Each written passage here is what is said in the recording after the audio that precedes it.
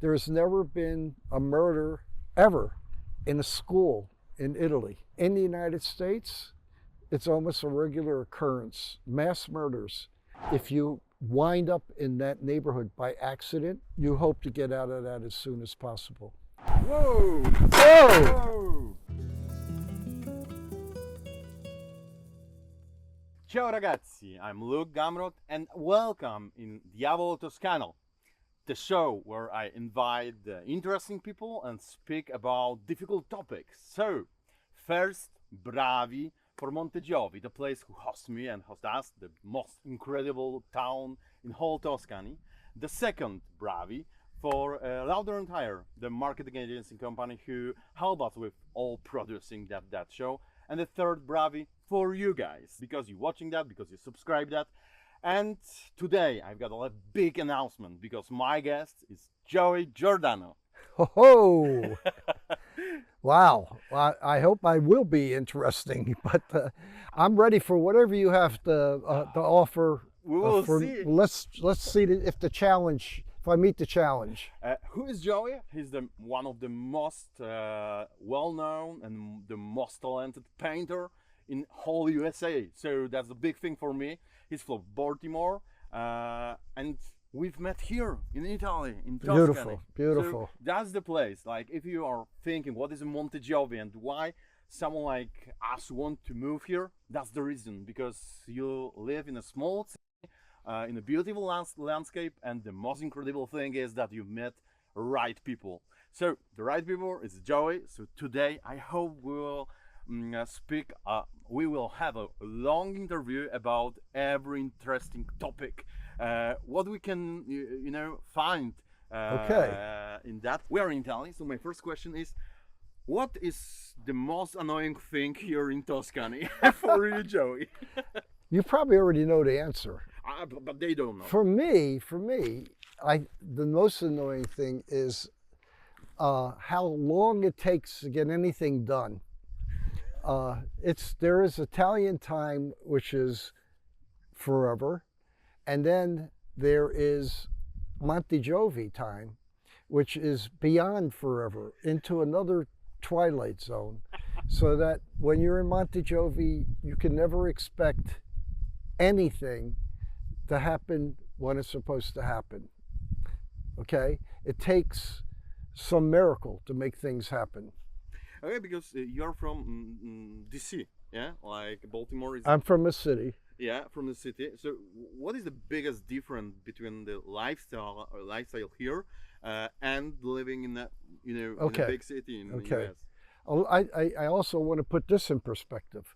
In terms of cities go, Baltimore is relatively slow pace. Okay. There is the fast pace of northern United States, Boston, and New York. And I lived in New York for a long time. There is the slower pace in Baltimore, and then there is a snail's pace in the South. So the three regions of the United States have their own pace. The slowest pace in the South is fast pace in Italy. Okay. No, certo. It really is. It takes some getting used to. Of course, some people come here because they don't want to be rushed. We had a friend who we have a residency in Italy. Her name was Maura Baldi, who we named the residency after. And Maura would always say, to be in a hurry is barbarian. And I know that there's truth to that, because when you're in a hurry and you become impatient and you don't see life for what it is, you have this expectation of life that your meter is different than the meter of life around you. And that's not a good thing. So the good thing about this area is, if you want to be patient and quiet and let time go by, and if you can make that adjustment, this is a great place for that, Montegiovi. Yeah, that's hard, I think, for Americans, because you've got that thing like you're in rush all the time. Yeah. You always think Like, of course, it's generalization, so sorry because it's a little bit more stereotypical. But still, when like 2 days ago, we've met some friend from New York, and he just came, like just arrived, and the first question to all table, what he asked was if anybody finished their job for today, like. Like, that's like some kind of lifestyle for you, that you're very into your work, your it's define your who you are from time to time. And here it's like you can see it's different, like people just trying to enjoy life Yeah, and what they are doing, like professionally, of course it's important, but it's not dominate the life. that's true. And that's what many people come here for, including myself. I've never been able to make a full adjustment. So, but yes, this is the beauty of, part of the beauty of Italy is taking in the landscape, taking in the air, taking in the pace, sitting down for long dinners, not being rushed to go out. Like in the United States, at dinner, you'll have 3 or 4 people at a table between, say, 6:30 and 11 o'clock. The one table will have 3 or 4 families in and out. In Italy, it's only one family, one table at a time all night. So that's kind of a measurement of the pace, a time pace, how it works. Yeah, that was difficult for me also, because I also lived in a big city in Poland, Katowice, and that was always like when we had a lunch, that was like a quick lunch. Okay, we can eat and go. Yeah. Here, if you are meaning to meet people at the dinner, there is not just a dinner. That's the right party. Like that's a party because we've met and we spent like 4 hours together and have Yeah. a great conversation between the main courses, and that's good. Like I like that feeling.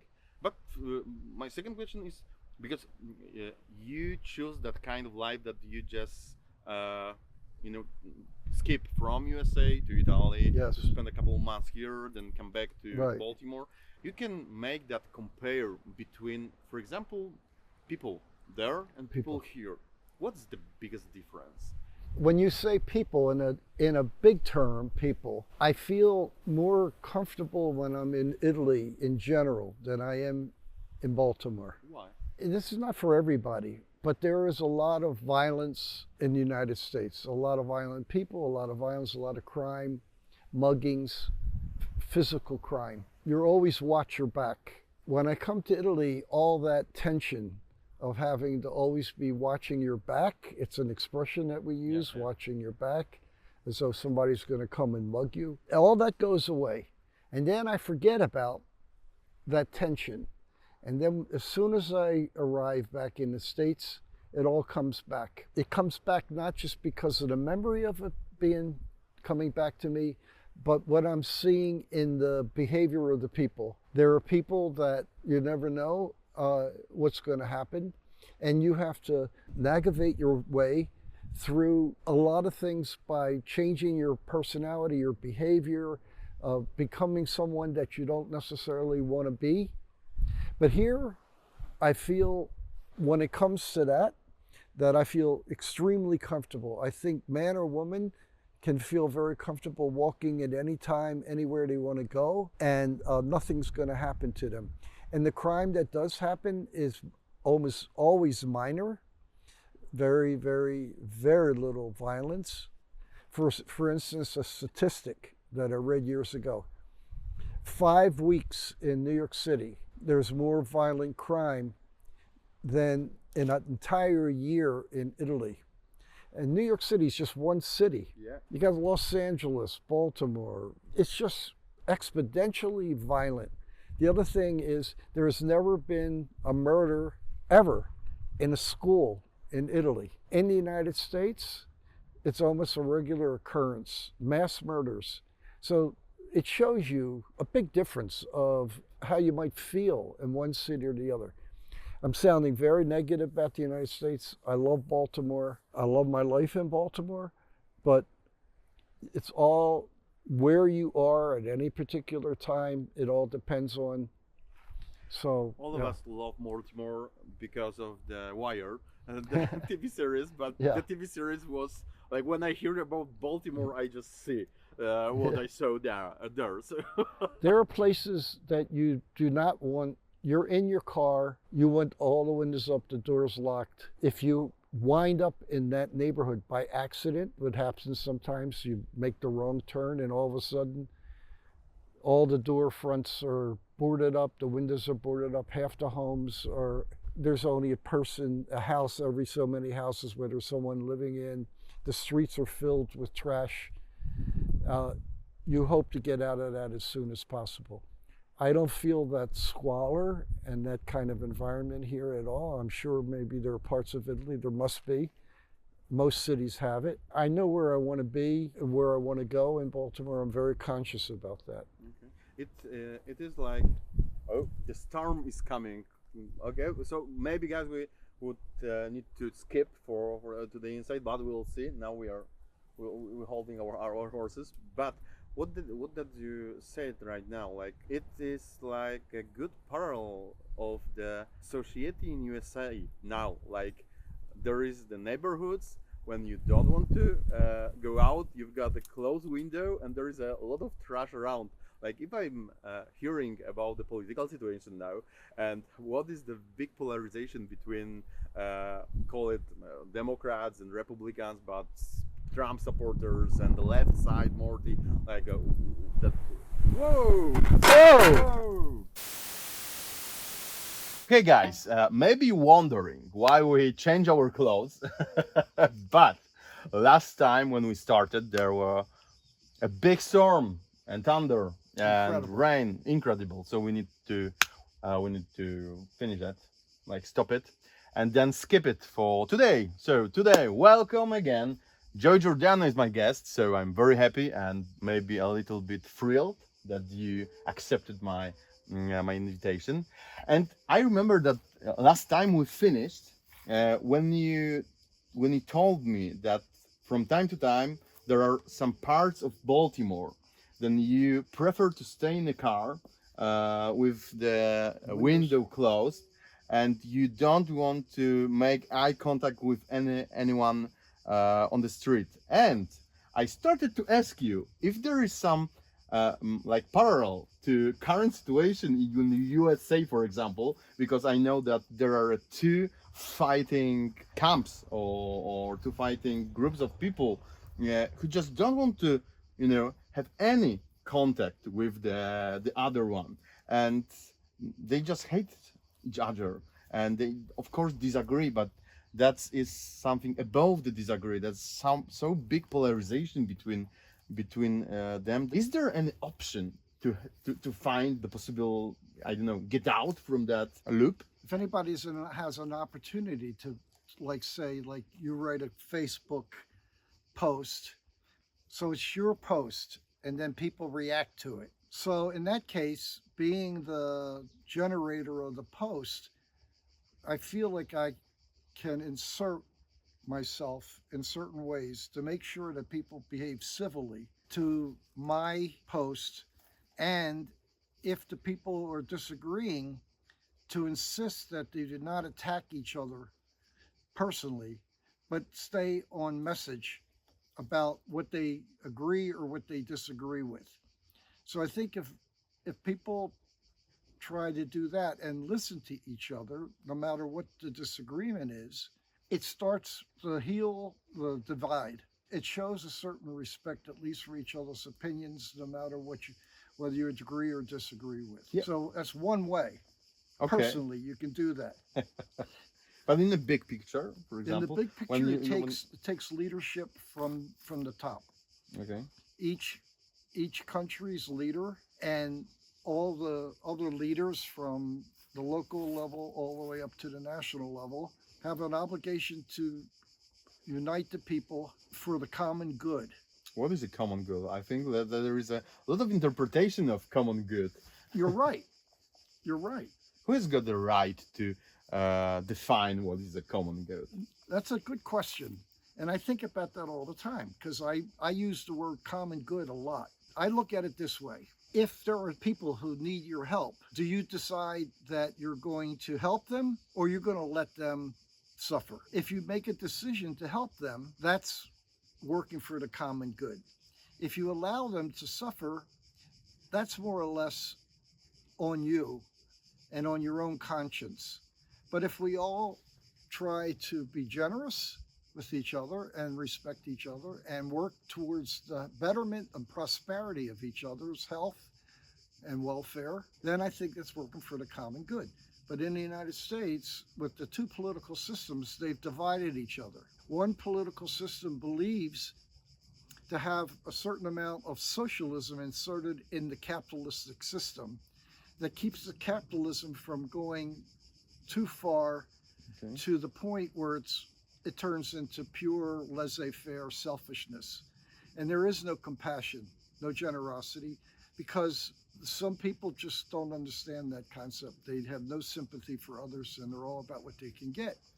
The other political party has the socialist concepts that say, okay, we should have insurance for all people after a certain age because they're no longer earning a living, blah, blah, blah. So there are two political divides. I think, that's like one example of the divides. You've got plenty of that, and the next election is coming. Yes. So, what is your prediction of that? My prediction of the next election is that if there's a couple possibilities, you have to figure out the possibilities of what's going on.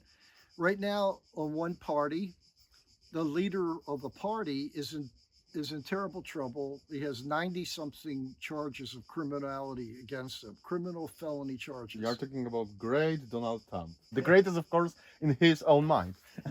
In his own mind. He actually calls himself the chosen one. The chosen one, yeah, I hear that. And he also calls himself the stable genius. This is how he refers to himself.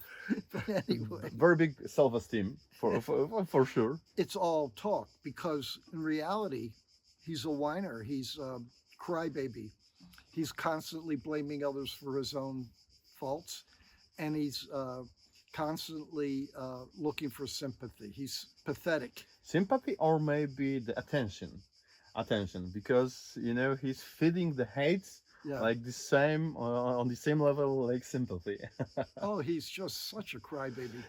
But Joe, to be honest, we could people could laugh of him on the beginning, and I remember when I was watching some news before he started to be a president, the time when he announced that he are going to be the next candidate for the president office, everybody laughs like shit. Like, that was crazy. I saw the reaction of the people, like public people. That was like a total joke. But after that, it stopped to be a joke. Like it did. Yeah. So if we constantly do that things, like be laugh of that, like you are a joke, you are nothing. But to be honest, he's not nothing. There are like I don't know how many millions of Americans who believes him, who want to elect him, and that leads me to the main question. Because when we decrease his position, who is the Donald Trump? We saying to that people who elected him and vote for him that you are trash like him, and that's not leading us to anywhere, like just to crash with them. And we couldn't make a civil conversation and debate when we speak on that language. I think so. Well, one of the things that has happened in the United States is, for great part, is that we have lost civility. And civility comes from the people who have to live together in a city. Mm-hmm. Civility and city is related. It's different. So if you live by yourself far away from everybody, you can leave your music on as loud as you want. Put as much smoke in the air as you want. You're not bothering anybody right next to you. Walking around naked. I'm doing that. Yeah. You can do what you want. But if you're living in a city with people in close proximity, it takes sensitivity to each other to coexist. Yeah. When you lose that sensitivity to each other, you're no longer behaving in a civil way. The whole idea of being in a city is not what people think. Oh, you're living in a city, you can do it. No, it's the opposite. When you live in a city, you must respect your neighbors. You must make certain personal sacrifices for the good of the welfare of everybody. And then you can say hello to your neighbor, and no matter what their politics are, you're respecting each other. But if you have a neighbor that wants to play their music all loud all night long, that's not being civil. And part of the problem of that is the United States, we stopped teaching civics years ago. Mm-hmm. It was a time when you taught civics in school. You understood the whole history of civics going back to the Greeks. You could learn that in school, and you understood why we should behave in certain ways. For some reason, the schools don't teach it anymore. That leads me to another question, and I think you partly answer of that question because you spend a lot of time on this earth. You know, you remember a lot of previous president of USA. Yeah. What's changed from that time when the people in USA, you always had a big trouble. You know, there were fight for the black people rights, the fight for the women rights before that. A lot of problems, you know, but you managed that, and you could be, like, sorry to say it, the greatest country in the world, but you've been that, you know, on that position for many years, and something's changed. But what, from your perspective, like, if you... From my perspective, there's always going to be opposites. There's always going to be variations of opinions of how things should be done. Two things that drive people apart is how to run the economy and whether or not the state should have anything to do with the church. Two big powers: economic power and the power of people thinking that they can control the morals of others. In the United States, we set certain goals with the founders, and that were higher than the goals they kept for themselves. Mm-hmm. Yes, of course. Like always. They had slaves. For most part, they never got rid of their slaves. Hamilton did possess any slaves. Very few did that. Yeah. Some did. But anyway, at least they said, do what I ask. Don't necessarily do what I do, but do what I ask. So at least they set some kind of foundation to improve the relationships of human beings between each other and respect. And that has been a driving goal. And another driving goal has been the idea of liberty, in a sort of the French sense of the word of liberty, but the idea of liberty, and that is the welcoming of all people, give me your poor, your abused. We had this great noble idea that the French actually gave us that Statue of Liberty to put in the harbor for welcoming foreign people who had been oppressed or whatever, poverty or whatever. That was a big visual icon for most Americans that the Americans believed in. What happens is that each immigrant group that came to the United States faced prejudice, and unfortunately, as time went on and they got their piece of the apple pie, the American pie, they became unwilling to share. And so they became part of the oppressor. Okay. Virtually every ethnic group that gets to a certain place, they get to the place where they become the oppressor and then don't want the Muslims to come in, don't want the Jews to come in, don't want whoever, they become the oppressor. So what happens is the leaders, supposed spiritual leaders and economic powerhouses start playing a part with that because they can get the vote. And once they play a part in it, they start putting a wedge. And the wedge has gotten bigger and bigger and bigger. Like, for instance, the former president, who was not at all a religious person, he got influenced to carry on from the Christian fundamentalists a Christian philosophy that he'd never practiced. They made a deal. They're incredibly powerful in the United States. You know, among the most powerful, the Christian fundamentalists vote in a block, and they're fanatical. So this continued to drive the wedge. The president did this in order to get the vote to become president. He got the support of very powerful right-wing economic groups, and he became president. Turns out that he was a terrible president. He split the country. He was slow to react with COVID. He did a lot of things that offended the middle of the road people, and he lost his run for the election. But he set such a set of animosity in motion that it's going to take a long time to heal the wounds. And I don't know if the current president of the United States can do this. He's trying. He's a diplomatic person. I don't think anything's going to be settled in terms of that, and I don't think the United States is going to get on good grounds until that leadership that existed before is put in prison for the crimes, 93 crimes that he committed: rape, treason, trying to overthrow the government, hiding money, tax evasion, all these different things, trying to influence the election illegally. Once he's put in jail and his followers, the top leaders, are put in jail, I think that will calm things down. Do you believe it? That's going to happen? Yeah? Oh, yeah. I believe it's going to happen. I don't know how it cannot happen. It's so obvious. There's so much evidence, film evidence, recordings of calling the attorney, the lead person in Georgia, saying, I only need so many votes. Yeah. I hear that. That's bullying. It's a form of coercion that's illegal. I think he's going to go to jail. Or he win the next election. No chance. That sounds like when I hear that in so many ways before he won first time. That was the same. Like no chance to win for Donald. But he lost the second time. He lost by 7 million votes. 3 million. And he lost primarily because of the middle people. And more of the middle people have seen his show of how horrible he is. Yeah. He hasn't gained any votes. He will continue losing votes.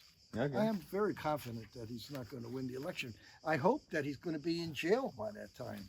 I hope, like Joey, for your own good, I hope that's gonna be the truth, because that interview will get older in a bad way.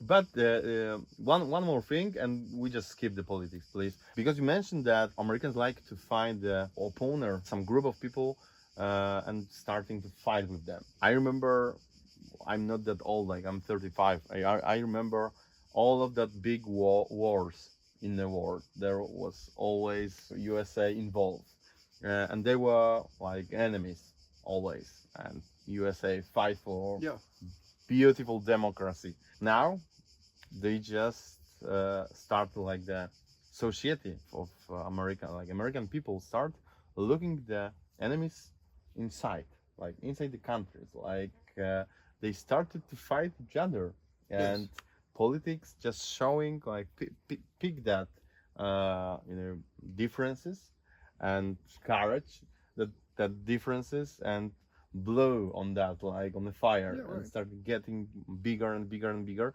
And what I see, for example, on universities in USA, that's for the other side, like the woke movement and a lot of like leftish, but like on very hard way. They just cancel people, cancel art, cancel stuff. That's like the opposite side of the same coin. Exactly.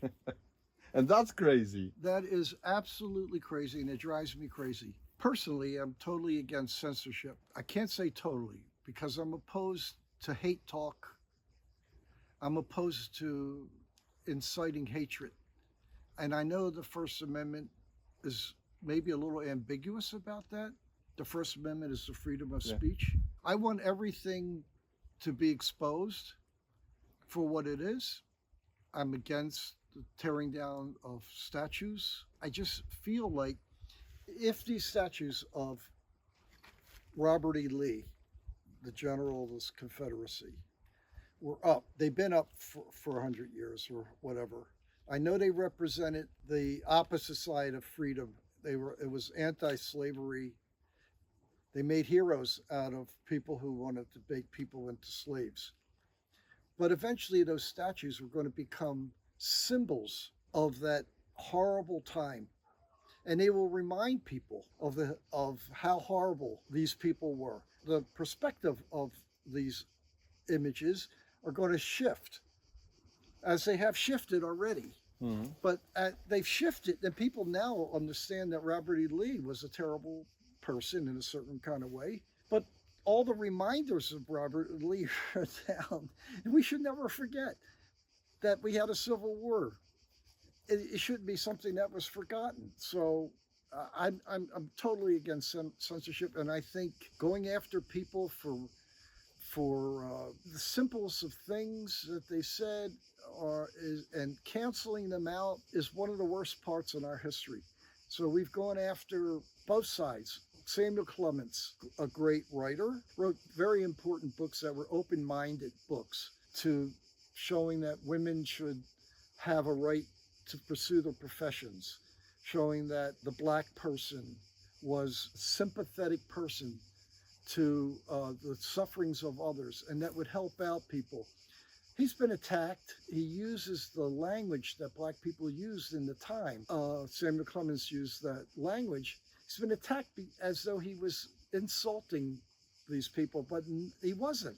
He was just using the vernacular of the time. Like a style, like a narrative. Yeah, supposedly liberal people, but they're now at the other end of the on the other end of this thing, it being ridiculous. If we are thinking like try to find the way or answer why there are so many supporters for the for example Republican Party or stuff like that, guys, look at the other side. Like it's the simplest way how to show the people, like, maybe we are not the angels, maybe we did a lot of shit, but if we don't elect us, that's gonna happen. Like, you will be scary to say a word in public. Your children will be reading the writing books in the school and stuff like that. It's only when we are going extreme, like the extreme. What I want to say that extremes are always bad, like always. Right. And I know why people like it. Like, I think people are going on that path because they feel power. You can just say a word, or you can just point to some person and say he needs to be cancelled because of one free from, and I've got power. I feel like I mean something, and we can like vape big people, great people, because now there is narrative in the political correctness and stuff like that, and that's like a big thing also. Like, that's crazy, because where is freedom of speech and the American freedom there? Like, I couldn't understand that. Like, how it's collaborate. Like on the one side is a big thing, like all of that American freedom and freedom of speech and stuff like that, and the other thing is like you need to think like that, or you can't offend another person because you say. I couldn't understand. Like, that's like something. Well, when it gets to the point also of violently attacking other people for what they say, that's also, I mean, it goes too far. I mean, I think it's okay to say, I disagree.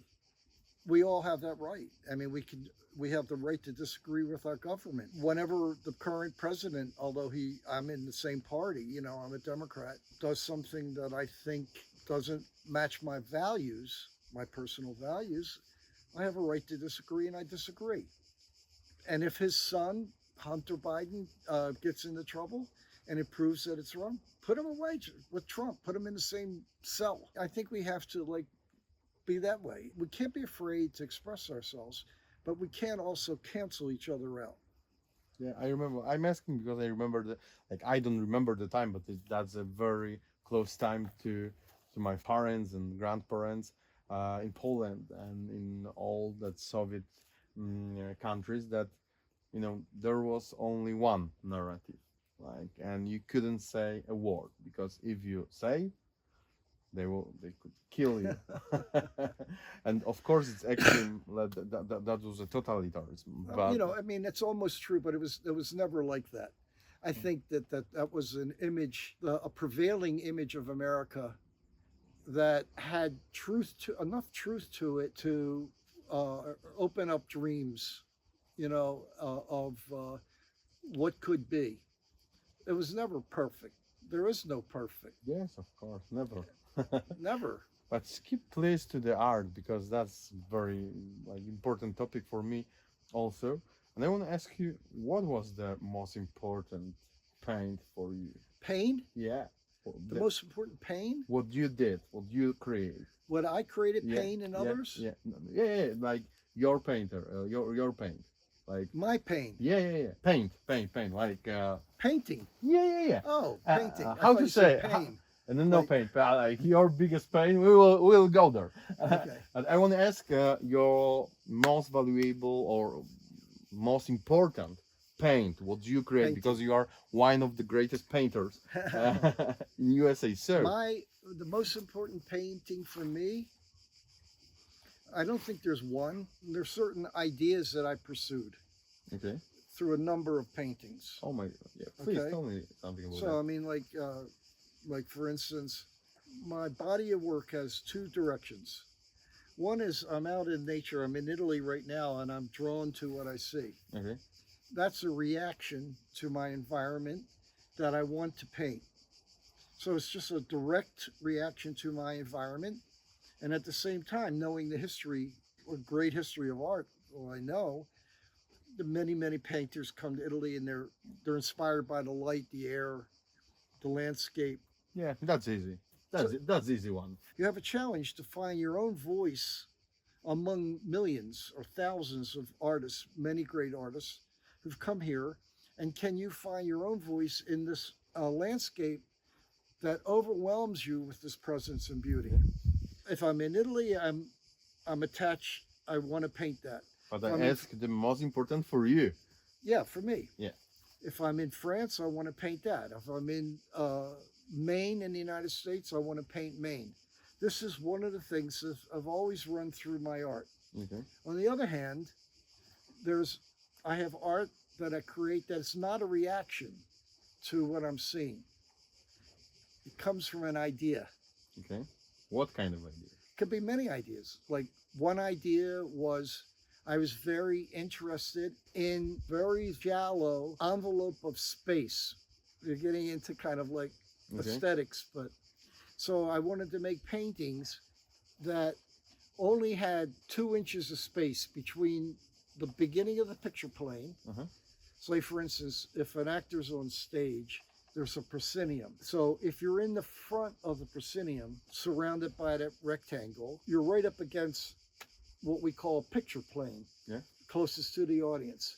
Everything behind that creates a space within that stage. I was interested in putting something right at the front of the proscenium and then having a stage that was very narrow, very thin. Okay. So the stage did not go very far back. For instance, if it was in 3-dimension, I'd have a figure standing up and there would be behind the figure a wall that was just 3 feet away. But you mentioned about the series. That's a series. Okay. So 8 or 9 years I painted that. Okay. Very long time. A very long time until I ran out. I did a big mural for Port Authority of New York, trains that go between New York and New Jersey. I did the mural in Greenwich Village, a very big mural, entered the state, did everything I could possibly do with that idea. The idea ran its course. The last paintings that I didn't even have something in front of the wall. I was painting a brick wall. I only had light going across the wall. I took out even that. So it was just the brick wall with a shaft of light. And then that was it. It was a perfect conclusion of 9 years of painting. Okay. Okay. So what does it mean? And that's the stupidest question in the world. What does it mean for you to be an artist? And I'm just trying to explain a little bit more because there are plenty of young people, plenty of older people also, but could try to express themselves. But where is the difference between being an artist and just having a good hobby? Okay. Can I just say a couple other important things when you of ask course, me about of my course. painting? I've had series that had ideas, and then probably the one painting been the most important for me, and it's hard to say this because I'm working on something that's very important to me right now, But the one painting that I'll never finish, maybe, is that when I turned 60 years old, I wanted to make a painting of myself as I was at 60 years old. No flattery, Okay. all the faults in it. I worked very hard on that painting. It's just a little self-portrait this big. And then I took it home to my house. Did I tell you this story? Please continue. I took it home, and apparently I'd gone too far to the negative side of myself. Okay. And my wife Madeleine. I saw was, Madeleine. was very sensitive, could not live with it. She told me to get it out of the house. Maybe she mentioned about you, like, you know, because you never know. There is a you and you on the portrait. You never know, Joey. Now, So what did you do? I took it back to my studio. I painted on, and I said, okay, maybe I got it. I'd take it home, and she wasn't home. Okay. I'd look at it and take it back to my studio. So I can see that there was a very important thing for you to take the paint to the home and see it in the home. Like you putting some part of yourself to the environment, what is very important for you. Yeah. It's very intimate. Yes. To see how it's working with that. Yeah. By the way, there is a documentary on this. I think it's on YouTube, or there's another source made by Khalid Ali. He did a documentary on this, and you could see the stages of this. Okay. Not up to the most current, because he finished it a few years ago. Do you think that she's still seeing that thing in you, like what you show her on the painting? What she saw on that paint? She saw the worst of me, my subconscious, maybe the anger in me. Well, I don't know what she saw. She just said, get it out of here, and we couldn't talk about it. And she never likes to talk about it. But you sneak the paint to the house. Like I how had to. old? I had to, because I had to see it outside of my studio, Okay. and I had to see it in my house. But to finish the story, I'll make it shorter. Yeah. Is that I've been painting this painting. I'm 80 years old now. For 20 years.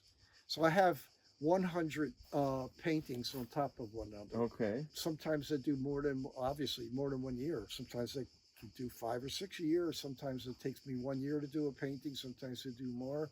And I learned a lot, because when I was painting this painting, it no longer was just about that. I left out the part that I wanted to, get every bit of me in there.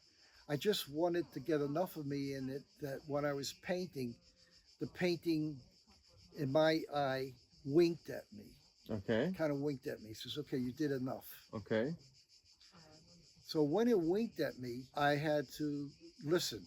If I didn't listen to the painting when it winked at me, and I put one more mark in it, the whole thing got screwed up. And I start realizing that sometimes the painting could look like just a wall of mud. If that wall of mud at some point winked at me, I understood that there was something in that wall of gray mud that had more to do with me than just my physical appearance. And so I started having to make choices of how objective I wanted to be, or should I let myself be subjective and go for whatever subjective thoughts I was going for.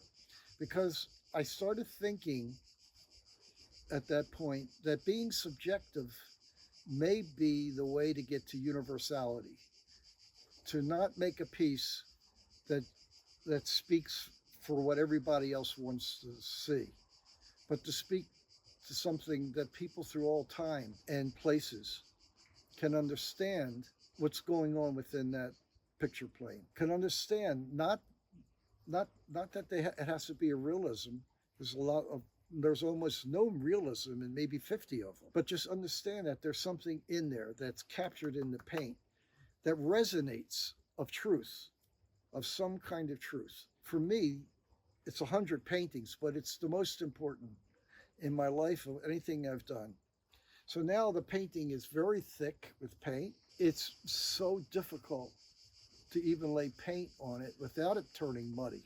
I have to paint very dry just to make a line, because it's have big holes in the painting. And so that's been probably the most important for me as an artist. And what does it mean to be an artist? There's different ways to look at it.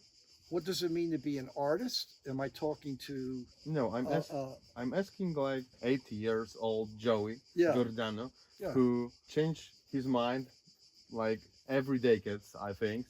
And now, after that years and years of working, what does it mean to you? To me, being an artist is no different than brushing my teeth. Okay, why it's so simple? When you're a child, and it happens with everybody, the first forms, some of the earliest forms of expression outside of crying or whatever, is to make marks. It's a seminal experience in life that every child does. If a child understands that a pencil can make a mark or a crayon or whatever it is, they're going to make a mark, and they're fascinated by it. Whatever they understand about life, they understand that that is a statement of some sort that they created. Whatever that mark is, a simple mark, a little mark. That is proven, through studies and studies and studies. Everybody does it. And we even know that at certain ages, how that mark transforms itself. We know, for one thing, if you give a child a piece of paper and a child only stays in the center of the piece of paper, that says something about the way they're relating to the world. That piece of paper is the world. If the child fills up every bit of that paper, they're filling up the world. They want to fill the world. Okay? So we understand what that means. That's one thing that we know. Yeah. All right? And you can see that with children when they're very, very young. Those kids that are filling up that page when they're 18 months old, they're filling up everything in life as they grow older. They want to be everywhere. Yeah. They want to explore the world around them. They don't want to be stuck in the middle. There's also ways as you grow that you perceive. There's a certain point in a child's growth that they see everything from an aerial perspective. So if you ask them to describe their home, you're going to see a plan, like an aerial looking down this way, not this way, but this way. It's just fascinating, all the studies. Okay. And how it's related to being an artist? When you say artists, I mean visual artists, because Yes, of course. we're all artists, right? We're all of us that create as a purpose in life. We're all artists, there's no doubt about that. There's just visual artists, literary artists, kinetic artists. But anyway, a visual artist is someone who, when they're introduced to writing, and the powers that be emphasize that writing is the primary sources of communication, and that we must learn how to write to communicate explicitly. The visual artist is the one that never gives up making marks. So we continue to make marks when everybody else stops. We find it the closest way to express ideas, and at a certain point, abstractly, we might be a representational painter, but we understand abstract ideas that are very difficult to put in writing unless you're a writer, a poet, or something like that. Then you can express abstract ideas. But at a certain point, we understand that our purpose in life is a little different than other people's purposes in lives, and that our existence would be miserable if we couldn't continue in that direction. How to find the difference between a good artist and a bad artist? Is there something Good like difference and a bad difference? Yeah. Is there something like I that? think when you're involved in art, really involved in art in the deepest way, you have insights into other people's art. You may not like the aesthetics of other people, but you must recognize the ideas that come through, and you must be able to determine whether that art is honest or if it's contrived. That's the difference. And for most part, it's pretty clear. If artists are not being honest, the work doesn't look honest. If it's contrived, you can see it's contrived.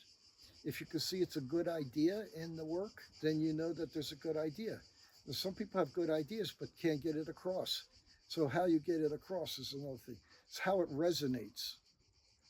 If you put it on there and does it carry, one way you do know, Picasso used to do this, is he somehow or another had permission to take his work to the Louvre, and he would put his work next to a painting that made it into the Louvre, recognized as great art. And then he could feel how that stood the wall, if it held the wall next to another great piece.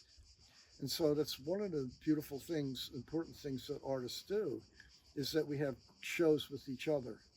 And we put our work up against each other. Okay. And we see how it holds next to each other. If it fails to hold next to another painting, it tells us we have to work harder. Okay.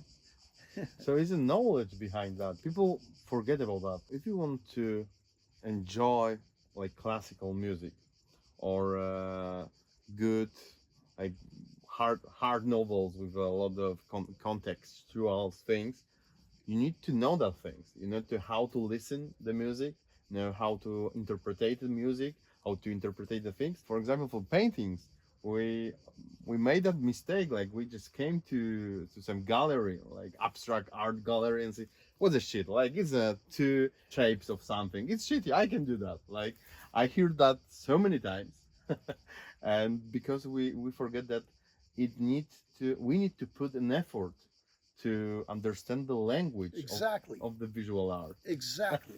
Okay. Exactly. The audience also has a responsibility. We can't allow ourselves to live in ignorance. We must reach out and try to understand what we're seeing. And one of the ways you do it is just like you would read important novels, important books. You have to be literate in the form that you want to appreciate. You have to be literate in it. It's an obligation for the viewer to take themselves, contemplate what they're looking at, bring some knowledge with them from history, art history, whatever it is, to it. Okay. And it's just not that easy for anybody to go up and say, I can do this. It's not true.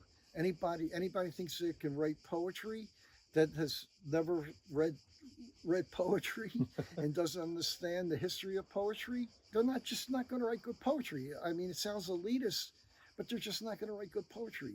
You have to have a passion for the form. That's the one I don't remember who wrote it. If you want to write one word, you need to read 100 books. Exactly. There's no doubt about it. Yeah. For now, we're finishing the second part of our conversation. And I'm going to show everybody this fantastic book that Lukas has collaborated. With Artur Dennis. So. Okay, and I don't read Polish, but what I will do is, get my translator, and I'm going to go with my translator. That never works for poetry. I can hear it. Actually, the translator will speak to me the words, or either way, or it'll translate it into English for me. Yeah, but to be honest, of course, the words and the sentences and the poems are from my side, but Artur made one of the tremendous work on that graphic design. Artur Dennis is one of the best graphic designers in Europe. I'm so impressed. And of course, in Poland, one of the best. Oh my God. And he agreed to collaborate with me, and we prepared the poetry comic book, and it's like. And what did it win? It has the Polish Graphic Design Awards laureate. Yeah. Congratulations. Grazie, and grazie for Artur. So thank you, Joey, for the second part of the interview. Then we skip to the third part. So ciao and see you guys.